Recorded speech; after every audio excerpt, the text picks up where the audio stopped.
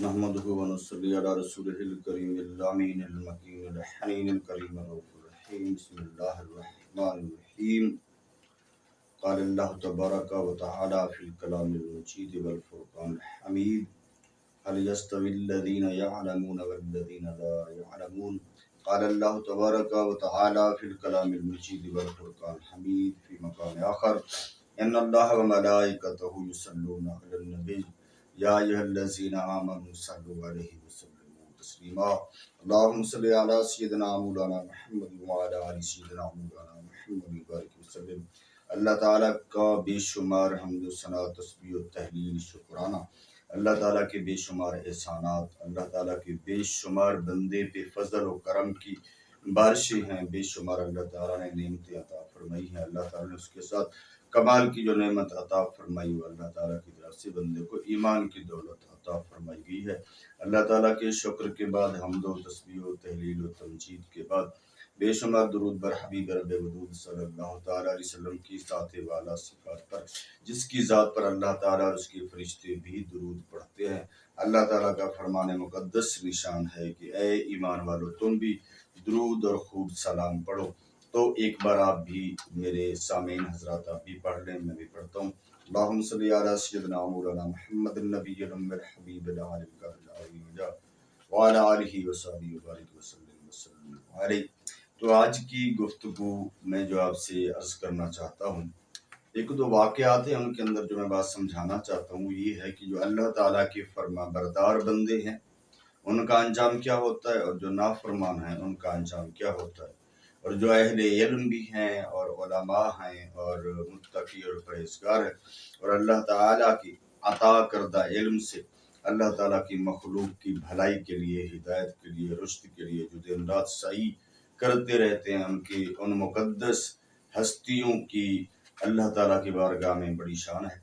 हत्ता कि यहाँ तक कि उनकी ज़िंदगी दुनिया वालों के लिए खैर वाफ़ियत होती है, तो वो अल्लाह ताला के बंदों को दीन इस्लाम की बातें सही तरीके से पहुँचाने के लिए जो मुत्तकी आलिम, जो सही आलिम हैं, मुक़द्दस जो नफ्स की बीमारियों से बचे हुए हैं, मेरा मकसूद ये है, तो उनकी अपनी ही एक शान है, उनका अपना ही एक रुतबा है।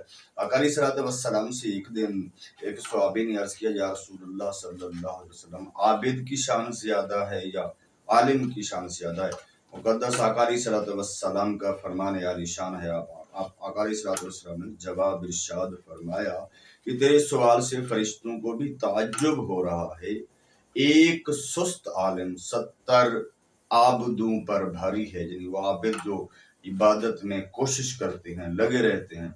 एक सुस्त आलिम जिसके अंदर नफली आमाल की कमजोरी होती है, फर्जी को तो नहीं ये मकसूद बन सकता, तो वो अल्लाह ताला के यहाँ बहुत ज़्यादा आलम की शान होती है।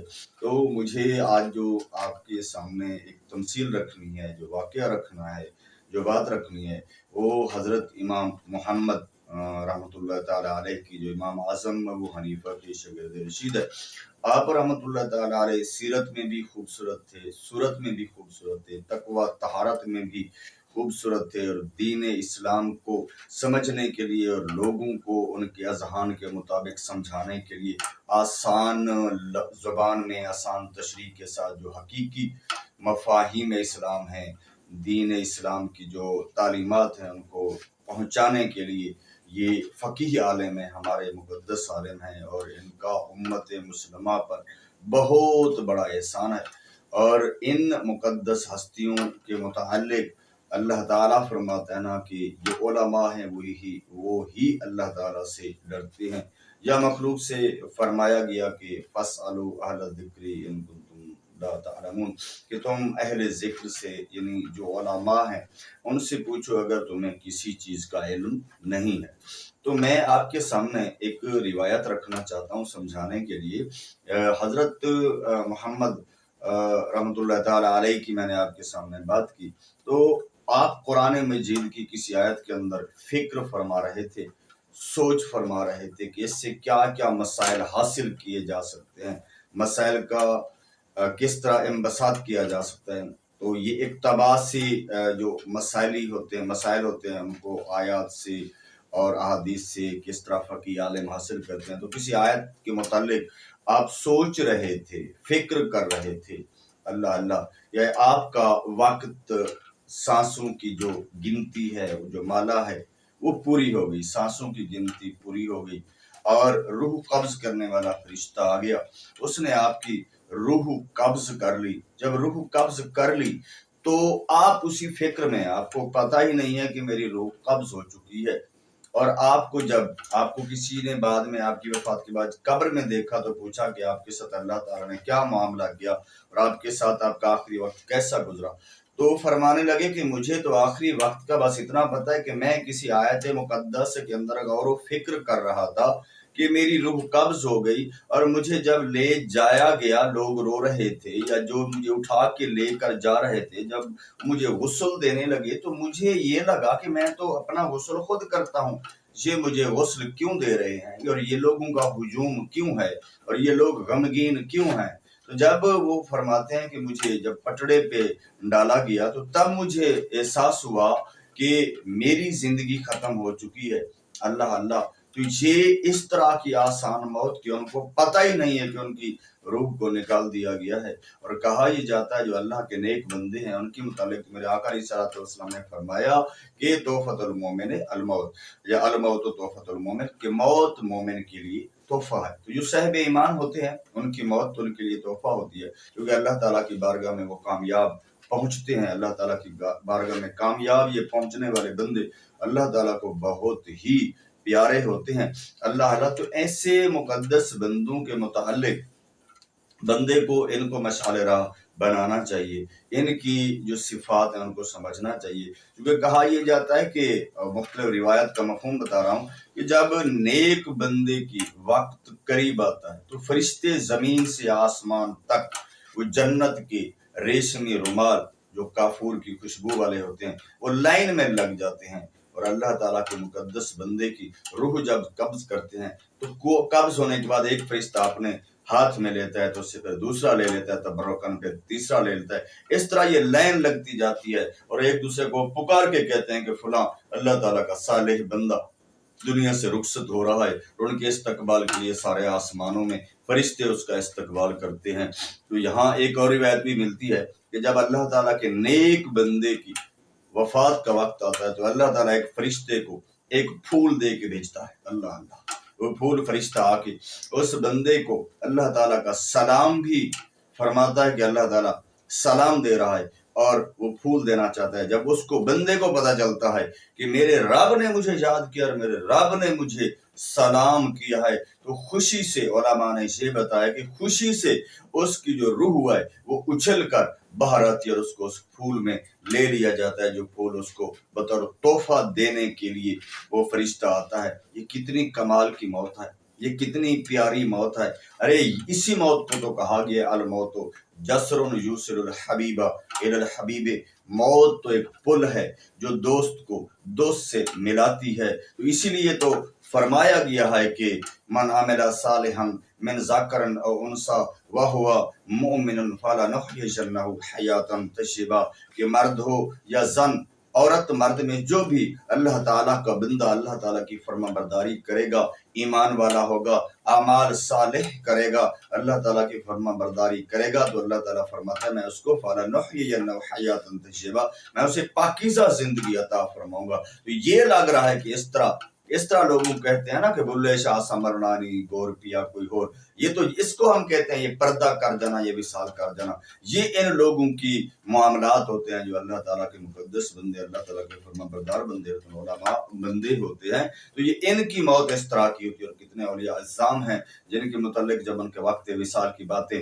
سنی جاتی ہیں یا پڑھی جاتی ہیں تو بندے کا دل اشش کر اٹھتا ہے کہ کیسے اللہ تعالیٰ کے مقدس بندے جنہوں نے اللہ تعالیٰ کی فرما برداری کے مطابق زندگی گزاری، تو پھر ان کا کیا معاملہ ہوا۔ یہ تو اچھے بندوں کی بات ہے۔ میں موازنہ کرنے کے لیے ایک بات آپ کے سامنے اور رکھنا چاہتا ہوں کہ جو اللہ تعالیٰ کا نافرمان ہوتا ہے، جو علماء سے محبت نہیں کرتا، تو اس کا انجام کیا ہوتا ہے۔ حضرت صدیق اکبر رضی اللہ تعالیٰ عنہ کا دور، یعنی صحابہ کا دور، ایک بندے کی موت ہو گئی، ایک بندہ مسلمان بندہ ایمان والا بندہ اس دنیا سے چلا گیا، تو جب اس کو رکھا گیا اس کے جنازے کے لیے، جب جنازہ پڑھنے لگے تو اس کے کفن کے اندر نہ لگا کہ وہ ہل رہا ہے، بندے کے اندر حرکت محسوس ہوئی، تو جلدی جلدی کھولا گیا کہ کہیں بندہ زندہ نہ ہو، یہ اس کے کفن کے اندر یہ حرکت کیوں کر رہا ہے۔ جب اس کے کفن کو کھولا گیا تو دیکھا کہ اس کے سینے پر ایک بہت بڑا سانپ لوٹ رہا ہے۔ تو لوگوں نے اس کو مارنا چاہا۔ اللہ اللہ، یہ کتنے خوفناک بات ہے۔ لوگوں نے اس کو مارنا چاہا تو وہ سانپ فصیح زبان میں بولنے لگا کہ میں اللہ تعالیٰ کی طرف سے بطور عذاب اس پہ مسلط ہوں، مقرر کیا گیا ہوں، مجھے تم نہیں مار سکتے ہو، نہ مجھے تم مارو، مجھے اسی کے ساتھ ہی دفن کرنا ہے۔ انہوں نے کہا، وہ حیران ہوئے اور ساروں کو اللہ کے خوف سے کپ کپی لگ گئی، اور اللہ تعالیٰ کے بندے توبہ و استغفار کرنے لگے۔ پھر پوچھنے لگے کہ اس سے کیا گناہ ہوا ہے؟ تو کسی نے کہا جب سانپ بول ہی رہا ہے تو اسی سے ہی پوچھ لیتے ہیں جس کو مسلط کیا گیا ہے کہ اس کی سزا کس وجہ سے۔ تو پوچھا گیا کہ بھئی یہ کیا معاملہ ہے، کہ اس کے کیا گناہ تھے؟ اس نے کہا اس کے 3 بڑے بڑے گناہ تھے جس کی وجہ سے اللہ تعالیٰ نے ان کی پکڑ کر لی ہے۔ میرے اسلامی بھائیو، آپ بھی غور کریں، میں بھی غور کروں۔ مجھے لگتا ہے ہم کہیں ایسے گناہوں میں مبتلا تو نہیں، ارے کہیں تو کیا، لگتا تو یقیناً ہے۔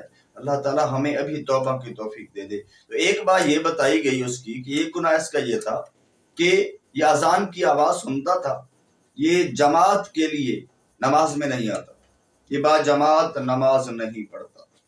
ایک گناہ اس کا یہ ہے، ایک گناہ یہ ہے جس کی وجہ سے اس کو اللہ تعالیٰ کی طرف سے عتاب۔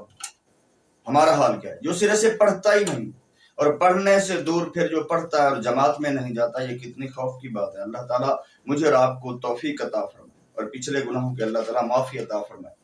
تو میں عرض کر رہا ہوں کہ دوسرا گناہ اس کا بتایا گیا کہ زکوٰۃ ادا نہیں کرتا تھا۔ زکوٰۃ ادا نہ کر، جیسے نماز فرض ہے، زکوٰۃ بھی جن پہ بنتی ہے ان پہ فرض ہے دینا، ہر صورت رکن اسلام ہے۔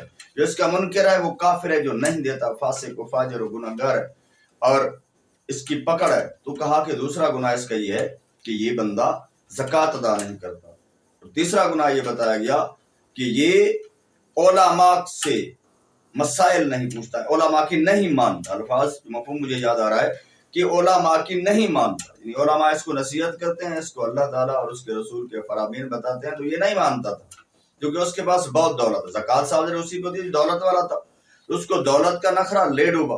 اور دور کون سا ہے؟ دیکھیں کیسا مقدس دور ہے۔ اس دور کے اندر اللہ تعالیٰ نے بعض اوقات یہ نظارہ اس لیے ایمان والوں کو دکھاتے، حالانکہ بے شمار لوگ ہیں جن کی شد پکڑ اور عذاب قبر میں مبتلا ہوں۔ قبروں کو جہنم کا گڑھا بھی کہا گیا اور جنت کا باغ بھی کہا گیا۔ تو اگر وہ جہنم کے گڑھے بنے ہوئے ہیں تو سبھی کا تو نہیں دکھایا جا رہا، جو زندہ ہیں ان کو کسی کسی دور میں کسی کا اللہ اصلاح کے لیے تو اس بندے کے عذاب کو دکھا دیتا ہے تاکہ جو زندہ ہے وہ عبرت پکڑے۔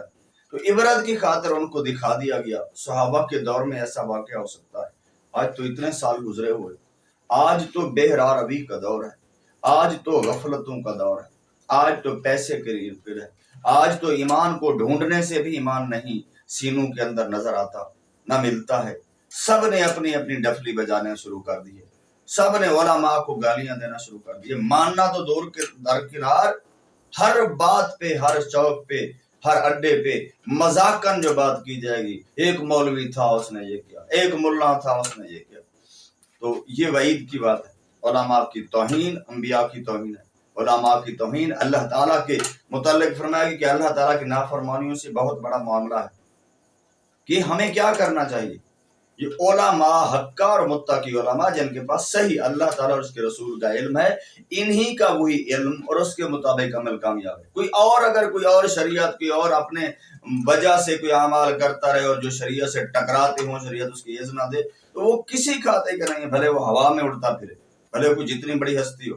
ایک ہی پیمانہ ہے، اللہ اور اللہ کے رسول کے فرامین سے ٹکراتا تو نہیں اس کا عمل، اچھا عمل ہے تو ٹکراتا تو نہیں، تو ہے ہی عمل اگر غلط اور اپنی ذاتی تشریحات اس نے شروع کر رکھی ہیں کہ جناب شریعت یہ ہوتی ہے، طریقت یہ، تو کون ہے شریعت کو چھوڑ کر طریقت پہ چلنے والا؟ یہ کس بزرگ کا کلام ہے؟ کیا شیخ عبد القادر جیلانی نے یہ فرمایا ہے؟ کیا حضرت داتا علی حجویری نے یہ فرمایا ہے؟ حضرت داتا علی حجویری کشف المحجوب پڑھیں تو وہ تو یہ فرماتے ہیں کہ جو جاہل، یہ درویش بنے پھرتے ہیں، ان سے بچو۔ اور اسی طرح پیر باہو نے تو یہاں تک کہہ دیا بے علم کرے فقیری کافر مرے دیوانہ۔ تو علم کے بغیر فقیری کرنے کے دعوے، یا میں جو اپنی بات پہ آ جاتا ہوں، ہمارا حال کیا ہے؟ کیا ہم علماء سے محبت کرتے ہیں؟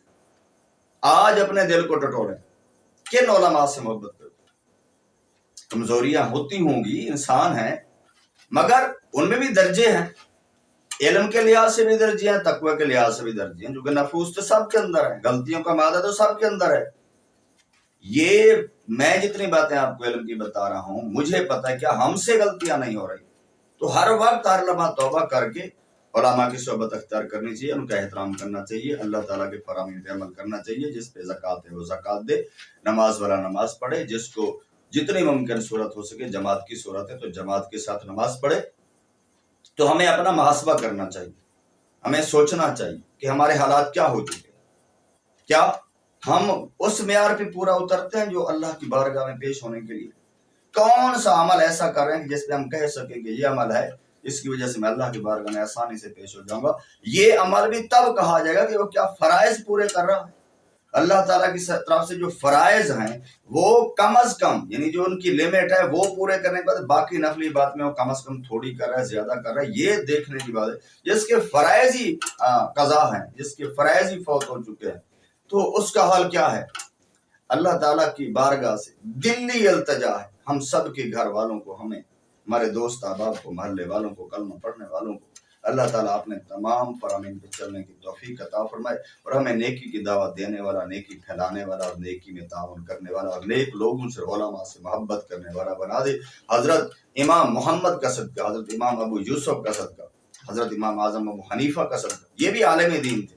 एक दिन आप वुजू फरमा रहे थे, इमाम आजम अबू हनीफा रजी अल्लाह तआला अन्हु, आपने देखा एक बंदा वुजू कर रहा है तो फरमाया कि भाई जिना से बच, यानी जैसे कहते हैं ना कि भाई जो बंदा वुजू करता है तो उसके गुनाह झड़ते हैं, गुनाह गिरते हैं वुजू के पानी के साथ, यानी उससे कोई गलती ऐसी थी आप पे अल्लाह ने इंकशाफ कर दिया, दिखा दिया उस पानी के अंदर जिस किस्म का वो पानी था, तो आपने कहा ये ऐसा। मुख्तलिफ लोगों को देखा वुजू करते, किसी को कोई नसीहत, किसी को कोई नसीहत की, फिर अल्लाह के बारगाह में इल्तिजा की, मालिक को मौला मेरे ऊपर ये करामत जो है ये मेरी, बेशक इस पे पर्दा डाल दे, मैं लोगों को ऐब ना देखूं, जैसे तेरे बंदे हैं तू जान, तेरे बंदे जाने, मैं सिर्फ नसीहत करता। ये कैसी आजिज़ी, हम तो टोहमे लगे रहते ना किसी कमजोरियां नजर आए। ये उलमाए हक थे, इनको ओहदे पेश किए गए, इनको ओहदों की लालच भी नहीं थी, धन दौलत की लालच भी नहीं थी, सारी सारी रात अल्लाह की बात में गुजार देते और रोते हुए गुजार देते। जो हम सुन्नियों का सबसे बड़ा फकीह पेशवा है इमाम आज़म अबू हनीफा, हुक्मरान वक्त ने उनको भी नहीं छोड़ा, उनको भी जेल के अंदर मौत है, जेल के अंदर डाल दिया, बास कहते हैं कि जहर दिलवा दिया गया। ये हर दौर में ताकतवरों का यही रवैया रहा है उलमा के साथ, और उलमाए हक्का के लिए हमेशा मुश्किल होती है, सच कहने वालों के लिए हमेशा मुश्किल होती है। और अल्लाह ताला के जो नेक मुकद्दस बंदे हैं उलमा, आज के दौर में भी हक सच कहने वाले अल्लामा खादिम रिजवी को देखें, कितनी मुश्किल जिंदगी उस बंदे ने गुजारी। खुदा करे आगे उसके जानशीन तो चल रहे हैं, मगर कहीं कोई ऐसा दरमियान में मामला ना हो जाए कि ये जो अच्छाई का सिलसिला ये कहीं टूट। मगर हर तरफ भांत भांत की बोलियां, मुस्लिम उम्मा को जो सबसे बड़ी ये भेड़ों का रेवड़ बन चुका है, लीडर की कमी है, रहबर की कमी है। ये छोटी छोटी आप तकरीरें, बयानात और छोटे छोटे महफिल करने से ये रहबरी उम्मत नहीं है। रहबरी उम्मत के लिए जो बंदा चाहिए होता है वो रहबर का एक मिजाज होता है, एक सोच होती है, एक तालीम होती है, एक तरबियत होती है, एक विजन होता है, एक मंशूर होता है, एक मकसूद होता है। वो रहबर आलम जो होता है वो दुनिया के लिए मीनार नूर होता है, रहबर आलम। अब एक कोई बंदा कहे जाहिल कि मैं अमर बिल मारूफ नहीं मुनकर करने लगा हूँ। अच्छा, आज एक इज्तिमा हो रहा है हमारे मुल्क में कि मैं, वो कहता है इज्तिमा कर रहा हूँ अमर बिल मारूफ का, अल्लाह अल्लाह, नेकी की दावत देने का। वो बंदे का आलम ये है कि जो अमर बिल मारूफ का लीडर बना हुआ है उसको खातमुन नबीय्यीन पढ़ना नहीं, कुरान की एक आयत सीधा पढ़ना नहीं आती, उस एक की सही ट्रांसलेशन नहीं आती, और अमर बिल मारूफ करने वाला बेपर्दगी की इंतहा, गाने बाजे चल रहे हैं, अमर बिल मारूफ हो रहा है, गाने बाजों के दरमियान कौम को नचा रहे हैं, ये अमर बिल मारूफ हो रहा है। और मुसलमान इस वक्त गुर्बत की चक्की में, गरीब जो है गरीब तर होता जा रहा है, जलालत की चक्की में पिस रहा है। मगर ये अमर बिल मारूफ करने वाले ये आ गए, दाढ़ी मुंडे, बेनमाजी सियासतदान, वो भी मेरे पाकिस्तान के सियासतदान, ये अमर बिल मारूफ करेंगे। अल्लाह ही करम फरमाए। ये हमारी कमजोरी है, हमारे वजह से इनके देरे आबाद है, या हमारे देरों पे आके हम लोग इनको चुनते हैं। मैं ये नहीं कह रहा कि मकसूद की सियासत नहीं है, लेकिन अगर हम کوئی فیصلہ صحیح نہیں کریں گے. ہماری سوچ کا معیار یہ نالیاں، یہ گلیاں، یہ فلاں جگہ پہ کوئی اس نے چھوٹی سی بات کر دی تو یہ ہو گیا تو وہ ہو گیا. ارے جو متقی پرہیزگار بندہ ہوتا ہے، جو عالم دین ہوتا ہے، اس کو چھوڑ کر ایک جاہل کے پیچھے کھڑے ہونے کا مطلب کیا وہ علماء کا متبادل ہو سکتا ہے؟ اور اگر نہیں ہے تو پھر کس عالم کی؟ چلو ٹھیک ہے، کسی عالم سے اس کی نہیں بنتی یا کوئی اس کے عقیدے کے خلاف ہے، کسی کو تو مانتا ہوگا. کس کو مانتا ہے؟ کس کے ساتھ کھڑا ہے کوئی بندہ جو بھی لیڈر ہو پورے مسلم ورلڈ کے اندر، مسلم حکمرانوں کے اندر؟ یہ سب عیاش ہو چکے، یہ کرسی کے پجاری ہو چکے. اور اب عمارت والوں نے تو ات مچا رکھی ہے، نسل در نسل ان کا خاندان ہی لگتا ہے کہ بھی حکمرانی کے لیے پیدا ہوا ہے. بڑے بڑے جبے دستار پہنے ہوئے وہ مسلمانوں کی عزتیں کشمیر و فلسطین کے اندر لٹ رہی ہیں، اور ان ظالموں کو پتہ تک نہیں، ان کو فکر تک نہیں. یہ بڑی بڑی کانفرنسیں کریں گے، ہم نے بڑی کانفرنس کر دی، ہم نے یہ کر دیا وہ کر دیا. اگر یہ ایک مسلم بلاک بنا کر کم از کم معیشت پہ بھی اکٹھے ہو جاتے، ایک دوسرے سے تعاون کرتے. مگر صاف ظاہر ہے کہ ان کا عوام کے اندر تو جڑیں ہی نہیں ہے. یہ فاسق و فاجر، یہ رشوت خور، یہ مال بٹورنے والے، یہ عیاش لوگ، ان کی عوام کے اندر کیا جڑیں ہوں؟ اس لیے یہ مسلط ہے ہم پر. اور اس طریقے سے یہ مسلط لوگ جو چاہ رہے ہیں کر رہے ہیں. ہماری خرابی کیا ہے؟ ہم چپ ہیں، کولہو کے بیل کی طرح یہ ہمیں ہانک رہے ہیں اور ہم ہانکے جا رہے ہیں.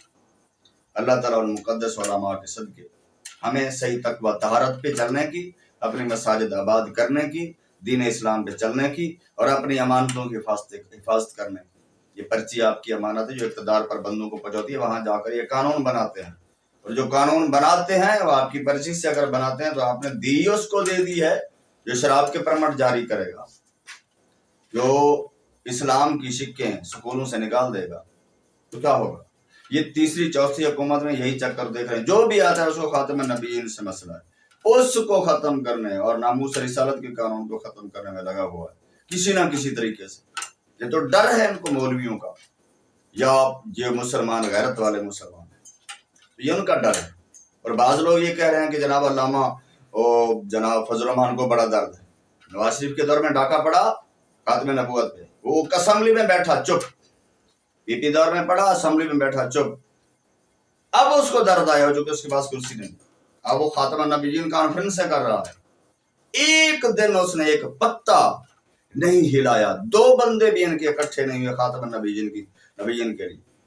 کیا یہ علماء کی ڈیوٹی ہے؟ چونکہ وہ کرسیوں میں بیٹھے ہیں، اب اقتدار نہیں ہے تو اب چیخ چلا ہو رہا ہے. اب اسلام یاد آ گیا، ساری خدمات یاد آ رہی ہیں. اور میں ان لوگوں کے ظالم فالووروں کو جو کہتے ہیں ہم اللہ کو سوا کسی کو نہیں مانتے، مجھے لگتا ہے کہ یہ تو زیادہ ان کو مانتے ہیں، پتہ نہیں اللہ کی کیا مانتے ہیں. ان مولویوں کے پیچھے اس طرح، وہ مولوی علماء جن کے جو ہیں صحیح ہیں ان کے پیچھے نہیں.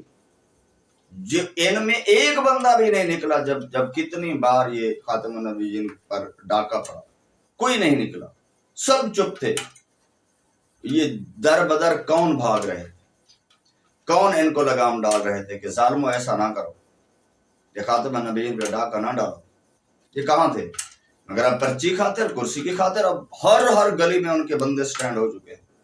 وہ جو نام رکھا ہوا ہے کتاب ہم لے کے آ رہے ہیں، کتاب سے مراد جسٹ ایک سمبل ہے، مگر وہ لوگوں کو تعارف یہ کرائیں کہ یہ کتاب نہیں، یہ تو قرآن ہے، اس کو پرچی دو. یہ خیال کرو، دھیان کرو. صرف مسلک پرستی بھی نہیں ہونی چاہیے. سب سے بڑی بات ہے آقا علیہ السلام فرمان عالی شان ہے کہ ظالم کی حکومت قائم نہیں رہتی، کافر کی قائم رہتی ہے. سب سے بڑی بات ہے جس کے بعد حکمرانی کا حق ہے وہ بندہ منصف مزاج ہو. یہ تحریک انصاف نام رکھنے سے تحریک انصاف نہیں ہوتی. کتنے علماء کو مر دیا گیا، کتنے کی داڑھیاں نوچی گئی ہیں، کتنے کو جیلوں کے اندر ذلیل و خوار کیا گیا. آپ کہیں گے میں کن باتوں کی طرف چلا گیا ہوں. میں یہ باتیں بھی ضروری ہے، یہ بتانا بھی ضروری ہے، آپ کو سمجھنا چاہیے، جو کہ پھر دور آ رہا ہے.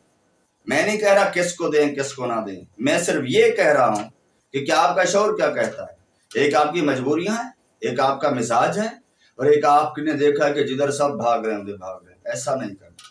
اپنے ضمیر، اپنے ایمان کے مطابق، اپنی سوچ کے مطابق کوئی فیصلہ ہو تاکہ مسلم امہ کا فائدہ ہو. تو باہر اثر فائدہ کیا ہے؟